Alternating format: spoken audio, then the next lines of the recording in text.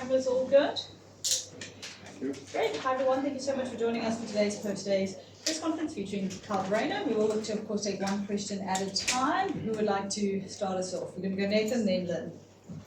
Hewitt, Skolsey, how was it score that 100 on your home ground, your home franchise as well, in front of your friends and family? It's quite special. Started getting a bit emotional probably when at lunchtime when I was on 70 odd. Obviously you have a feeling like things are going well, you might get there.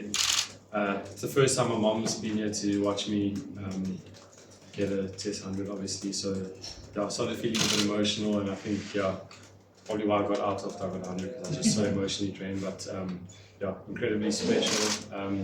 It's probably not one of the more important ones that I've scored from a team perspective, because we were scoring so many runs already anyway, but I think from a personal point of view, just having my mom there, my brother was also here, which was really, really special for me, so really happy with that.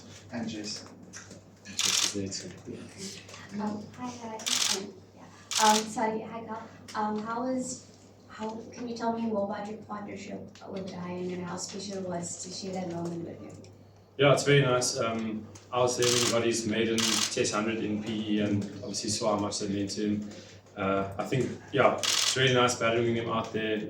I thought he'd be so tired. Obviously, he batted the whole of yesterday and quite a lot of today, but when I walked out to bat with him, he was just so calm. It just felt like he could do this for ages, and I think that sort of put me at ease. I think I wasn't really too sure how to go about it, if I needed to be a bit more aggressive or sort of just bat normally.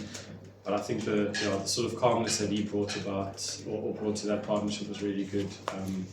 We get on quite well off the field, so it's quite nice to bat with someone like that. We're going to go top of the Can't want to bring it down from all that, but we know that this match is happening in the wake of some real world issues like the death of Melissa, and of course you were at that memorial. And I wondered, as a player, are you one of the guys who likes to keep the real world separate from your cricket, or how do you handle something like that going into a big game? It's quite tough. I lost my dad a few years ago, so probably can't relate to exactly what the three kids are going through. But Ashipi was sort of someone that sort of became a father figure to me and sort of helped me through my life for the last couple of years. So to see what he's going through and see what the kids are going through is really, really difficult. Wouldn't be right for me to say you don't think about it when you go into a game like this. But I think for a lot of us, being as close as we are to him, it sort of takes the pressure off the cricket. Fortunately, we've qualified already, so as important as this game is, I think for a lot of us, it's probably a good thing that our minds are maybe focused on what's happening in the real world, because it allows us to just go out there and play. So it's definitely on our minds when we're out there. I think it's been on everyone's minds every time you step into the change room and you see that he's not there. It's really hard. But I think we're just trying to embrace it and do him proud and do that family proud. So it's definitely on our minds, but hopefully we can get it this win and sort of dedicate it to that family. Kyle, I just want to ask you about the form you've been in since you were recalled to the team. It's your third 100, and Shukri's been so proud of the way you've come back. What did it do for you to be out of the team and then to come back and now score these runs? I always joke with him that every time I go 2 games without 100, I'm starting to feel a bit under the pump because he's been really good to me. I think after getting left out for that West Indies series, probably the first coach that I've had that explained his thinking to me thoroughly. We had probably a 15-minute conversation where he explained exactly why I wasn't playing and sort of laid it out. And I think I went on an A-side tour after that, and he spoke to me and sort of explained to me what his thinking was. And I think ever since then I've just really felt back by him. It's really nice to have a coach that I feel backed by. I've lost track of what your question was, but just what did you do in that period when you were away? I think like I said, I sort of knew what he expected or what he was looking for, if I can put it like that. But for me, it was more just the opportunity to sort of just clear the mind and sort of get back to the way that I normally play. I think towards the end of that first stint of my sort of test career, I sort of got caught up in technique and what you guys are saying on Twitter and stuff about how I've got since deleted Twitter, and I've now sort of just, every time I go out there, the only thing I care about is getting runs, and I think that's something that I put a lot of focus on. Yeah, follow up. And then Just on that, I mean, then how did you approach today? Because we saw, you pretty aggressive and like scoring, the bulk of the runs in that partnership with Ricks. Like, what were you looking to do when you got out there? To be honest, they'd just taken the new ball. David just got out, so it was quite challenging for that first sort of period. And then I think I got a short ball that I hit for 6 and just sort of like, I don't know, got me ticking a little bit. And to be honest, I don't know, for some reason just felt like they were going to go short. To be honest, I premeditated a little bit and just tried to hit it because it was a short side of the boundary, short side of the field. There's no real plan to be aggressive or anything like that. It was just sort of how it ended up happening. Kyle, good evening and congratulations on your knock. Just talk us through how you've processed the past year. I mean, this time last year we were sitting, chewing the bones over a 2-day test, where the entire team, barring Aiden Markram, didn't do well. Top scored in the first inning. Fair. Just talk us through how you processed this year emotionally from that low and then finding yourselves winning a string of tests on the road to find yourselves booking a ticket to Lords. I think what's really nice is obviously you guys don't really get to see what goes on in the change room. Shooks has been so good with just how we dealt with that loss in particular. 3 days before that we beat the best team in the world in 3 days as well. So when you get beaten in 2 days, you feel a bit low, but then the coach reminds you that just before that you beat the best team in the world in 3 days.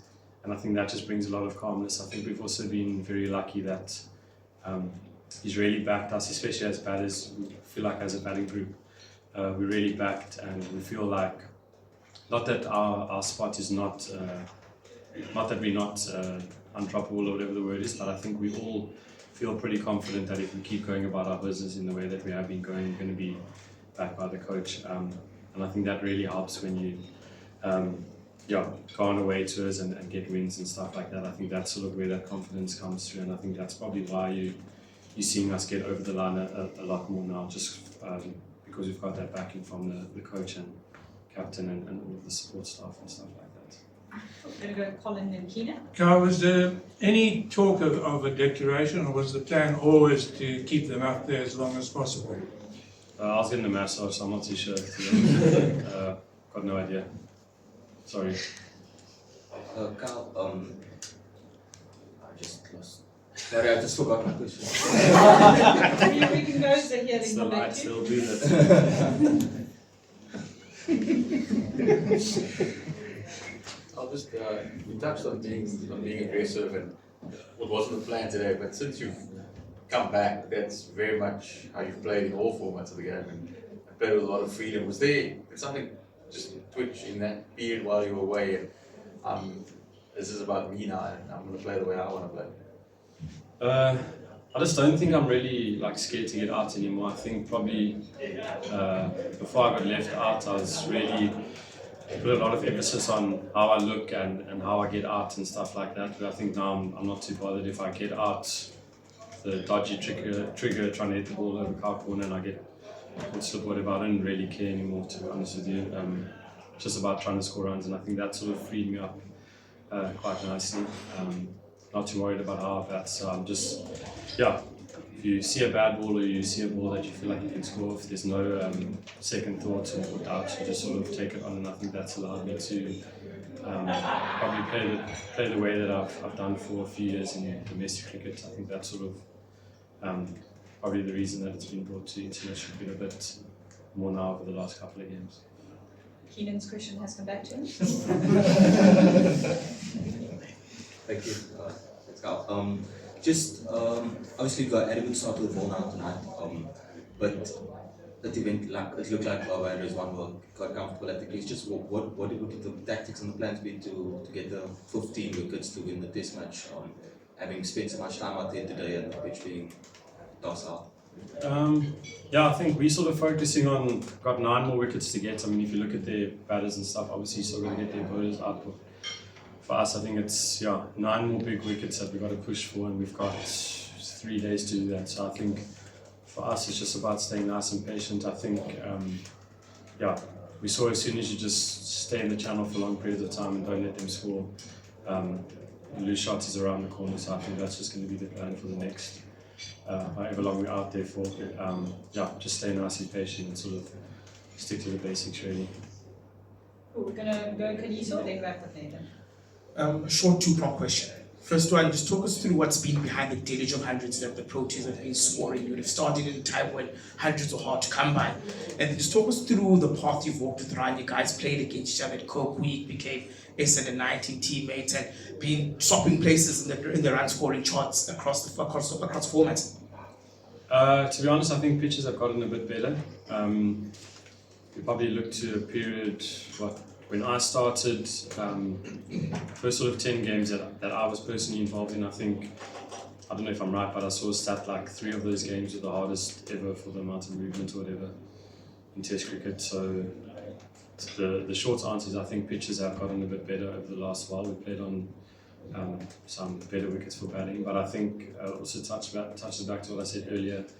I think we're a group that really feel backed by the coach and the captain, and I think when we go out there, there's no longer that thought of if I get out here, how I get out, or how I look. It's just purely about getting runs and contributing to the team, and I think that's sort of allowing us to play as freely as we are. And then Ryan, obviously we've played against each other, like you said, at Coke Week, and then played with each other under 19 cricket. I think he's always someone that's worked really hard in his game.